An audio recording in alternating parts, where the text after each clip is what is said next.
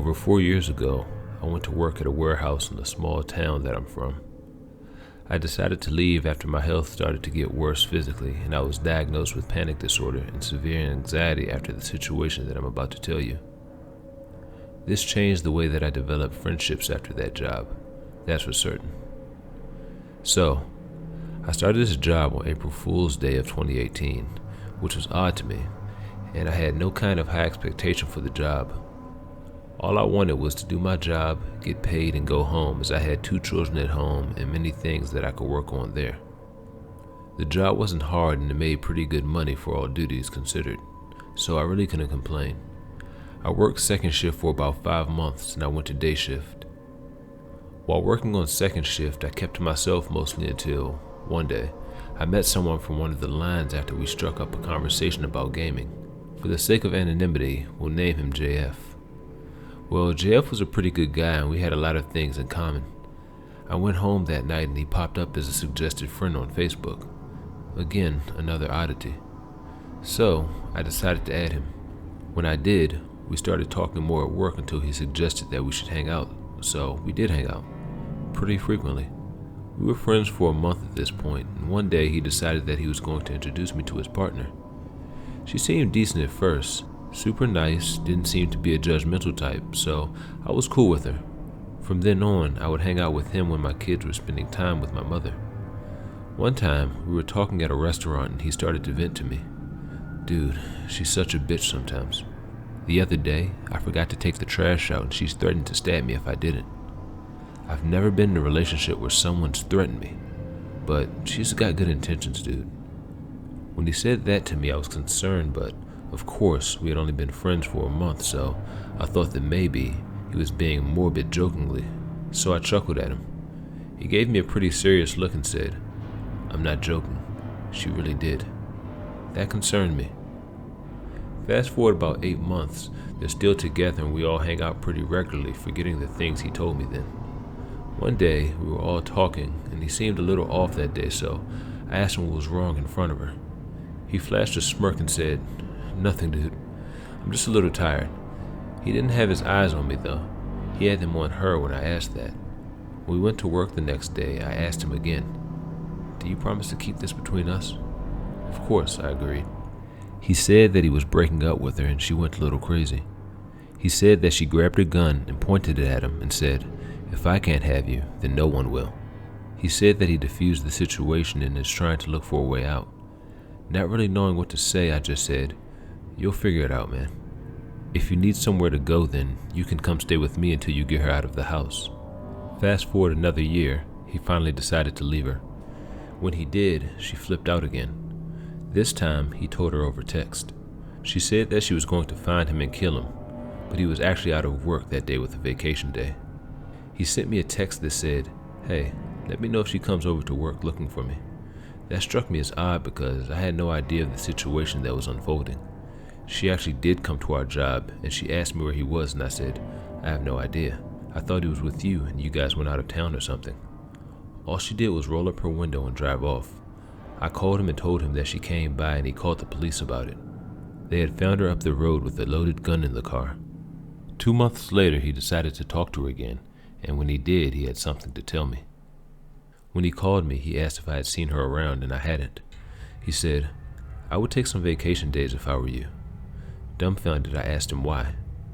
He said to me because she's out of jail and her cousins are in town trying to find the people she has personal vendettas with. You're one of them.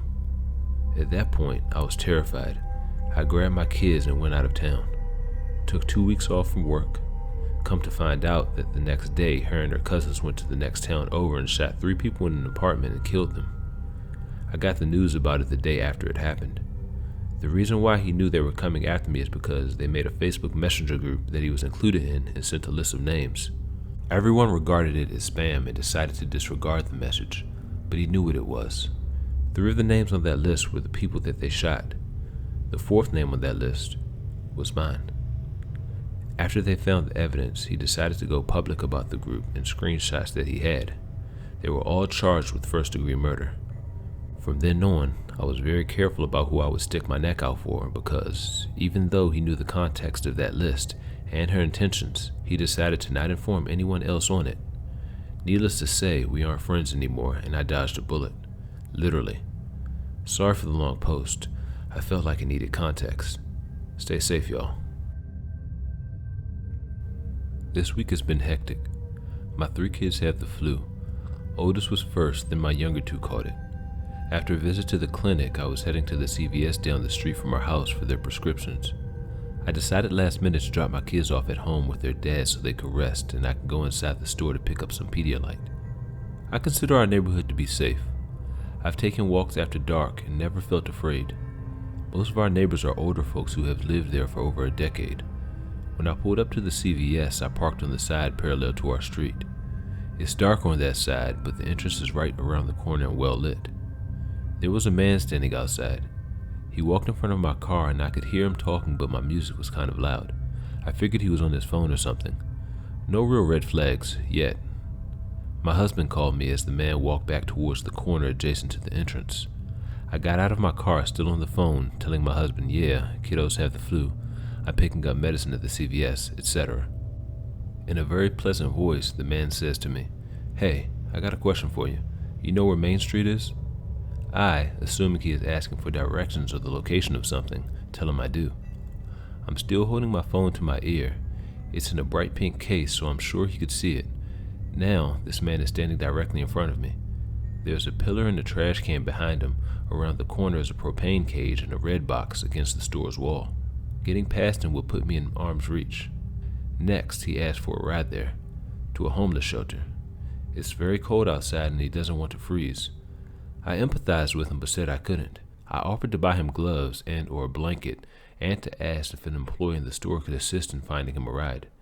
Sweet baby Jesus, this guy's face instantly changed to pure rage, then right back to pleasant. Well, you know what happens to homeless people stuck outside. You're going to help me. It's right down the street. I'm standing there unsure what to do. My husband is on the phone asking what's going on. I gently tell the man that I don't feel comfortable doing that and that I have the flu. I don't, and my husband is on the phone with me. I don't care about the flu. Now he's getting more angry and not moving away from my route into the store. I didn't want to turn my back on him to go back to my car, which was several feet away in the dark. While this guy is glaring at me, I decide to walk quickly past him. I had my mask from the clinic in my jacket pocket, so I pulled that out and held it in front of me while I moved towards the trash can. He looked disgusted but kept telling me I need to give him a ride. It's right down the street, he insisted. But I know where that street is, and it's not as close as he says.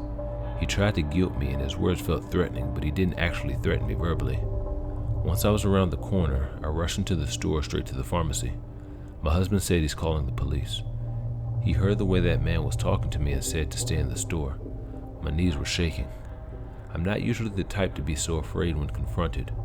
When I got to the pharmacy, I interrupted the pharmacist and the customer, apologizing, then told them what happened. The pharmacist sent the store manager out, tall guy with a long beard, looked like he doesn't take crap from people. The police had already arrived. The man was told to leave, which he did momentarily. He came back inside the store yelling obscenities and something about me. Now the store manager has told him to get the fuck out, he's trespassing on the property. The cop came back to talk to me and told me she has arrested him many times. He's loud and likes to yell at people, but he isn't violent. The pharmacist had me hiding behind the screen where they give vaccines and left the half door to the pharmacy cracked open in case I needed to get out of there. The cop had also told me this guy's first and last name, as did the store manager. Is that normal? The prescriptions are finally filled and I leave the store. The police park next to my car to keep an eye on me. Oh, and the man refused a ride from the cop to the shelter. Later, I looked him up. His name is unique, so he was easy to find online.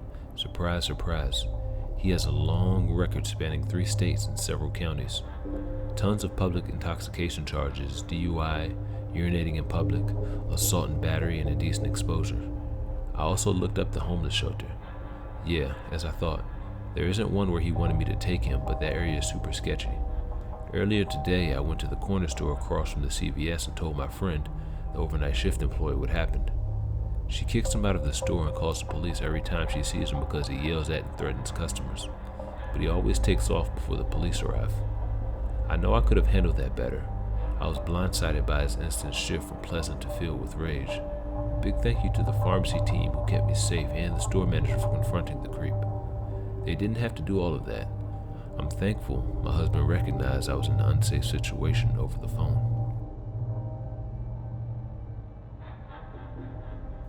To give context, I used to be a 911 dispatcher for a small city. We dispatched all law, fire, EMS for the entire county, and within this county were multiple law agencies. I had been there for about 3 months or so when I met him. Let's call him Jake. Jake had recently transferred from a big department in California and landed himself randomly at our department. It didn't make much sense as to why he left California in the first place, but he always insisted it was just time for him to move on to a smaller, less dangerous department. Him and I quickly became close and would chat almost every day after I got off shift. Within a few months, it became apparent that we liked each other, and our flirting progressed into something more serious. Fast forward a few months later, it turns out he was doing some inappropriate things to photos and videos of me whilst he was actively on duty. This and a few other things he had kept hidden on duty led to him losing his license and leaving.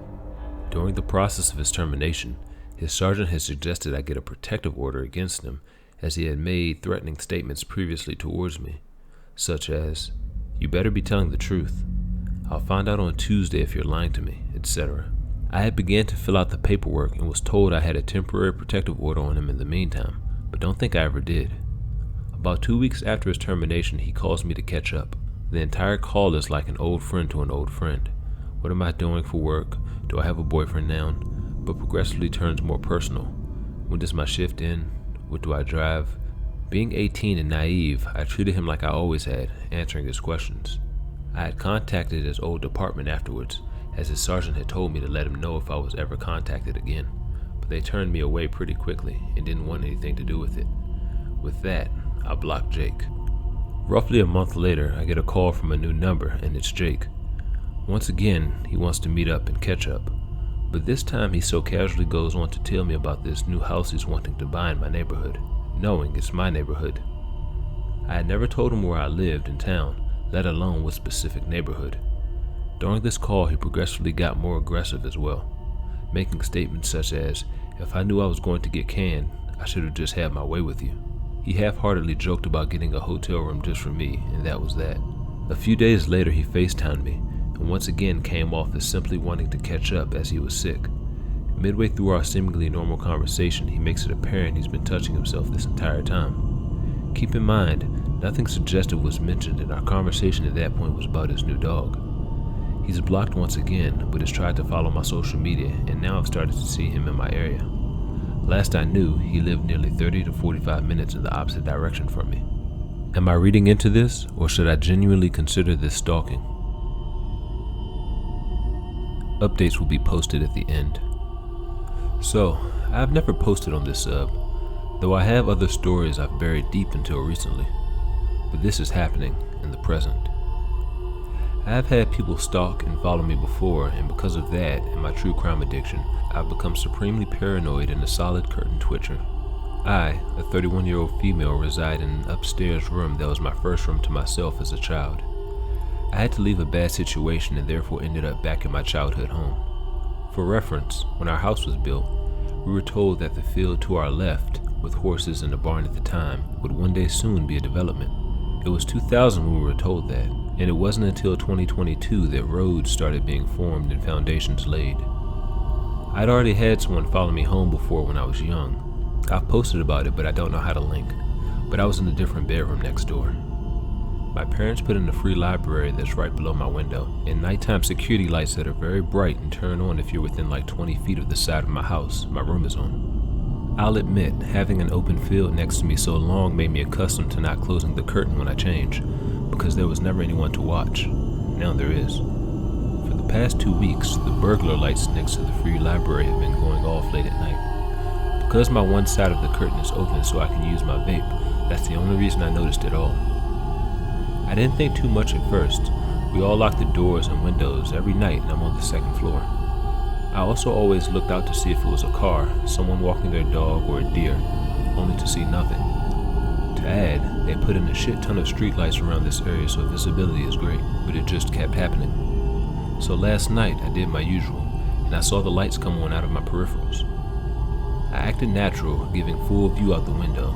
I was going to bed. It was about 3 a.m., turning the TV off, closing the window and curtains, turning the light out. Then I ducked down, peering through the curtains to the sidewalk below.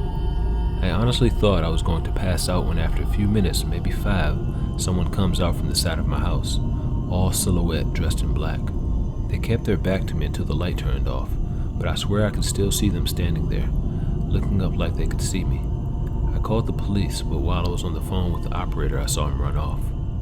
There wasn't much they could do except say they'd have a car drive around and look. My parents are asleep and I know I have to tell them tomorrow. This scares the crap out of me. If it hadn't been happening for weeks and was a solo incident, I would probably be fine about it. But the fact that the light has been going off without me seeing activity and what happened tonight makes me think this person has been watching me and watching my house. To the person outside my window, that's please never fucking meet. Small update.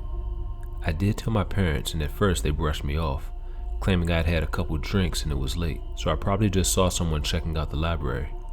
I then had another conversation about it with just my dad, who said that there had been reports the last couple of weeks of car break-ins, and since my car is parked on my side of the street right outside my window, maybe they were trying to break into it. I pointed out that if he was trying to get into my car, why was he pressed up against the house where he wasn't visible from my window? And why did he at no point go towards my car? I think I freaked him out enough that we were going to potentially get a camera for that area. And given all the development happening around us, I think it's smart even without this incident. Thank you all for your advice and replies. I'll update here again if anything happens. This happened when I was 10 years old. I was at a ski resort with my dad, stepmom, and 3 sisters. When this happened, my 2 sisters, dad, and stepmom were still out skiing, but me and my sister Ava got cold, so we went back to the hotel to get some food. We sat at the restaurant in the hotel until my stepmom came down. We asked her if she could hold the table so we could go up to the room quickly so that we could drop off our ski jackets. So we take the elevator, and once we get off, we start to walk to our room. That's when I hear someone behind me go, "Hey." Keep in mind we were both about 11 at the time. I didn't think he was talking to us, so I just ignored it. We walked into our room, but before we can close the door, the man steps in the doorway. He was tall, probably about 6 feet, and looked pretty old, maybe about in his early 60s or late 50s. And he was wearing the hotel staff uniform, but just without the logos. The thing that raised a big red flag was that he was wearing black surgical gloves. He says, "Hey, I was talking to you." We spin around, caught off guard. Ava says, "Us?" He goes, "Yeah, you. I was wondering if you could grab a picture for me and come into my room to pour some water for me." Our parents always told us never to trust strangers, and we already got a bad vibe from him, so we politely declined. His tone then got a bit annoyed and he said, "It'll just take a second. Can you please just pour me some water in my room?" At this point, we already knew this wasn't right, so we said no again. This conversation went back and forth for about 3 minutes until he tried to walk into our room. Our instincts kicked in at this point, and I ran towards the door and said, "Sir, we are good," and I slammed the door on him. Ava and I sat in the hotel room for about 10 minutes panicking on how we were going to leave to talk to our parents because we had left our phones downstairs. We looked out of the peephole and he was gone, so we bolted down the hallway and ran back down the stairs to the restaurant. Once we told our stepmom, she was mortified and went to the office security. They interviewed us and asked for his description because they didn't have any cameras in the hallway. We gave them the description and they told us that nobody with that description worked there and that most of them were young, broke college students. At this point, it really set in that if I had accepted and just helped him, I might have died. So everyone, teach your kids stranger danger. And creepy hotel guy, let's not meet again.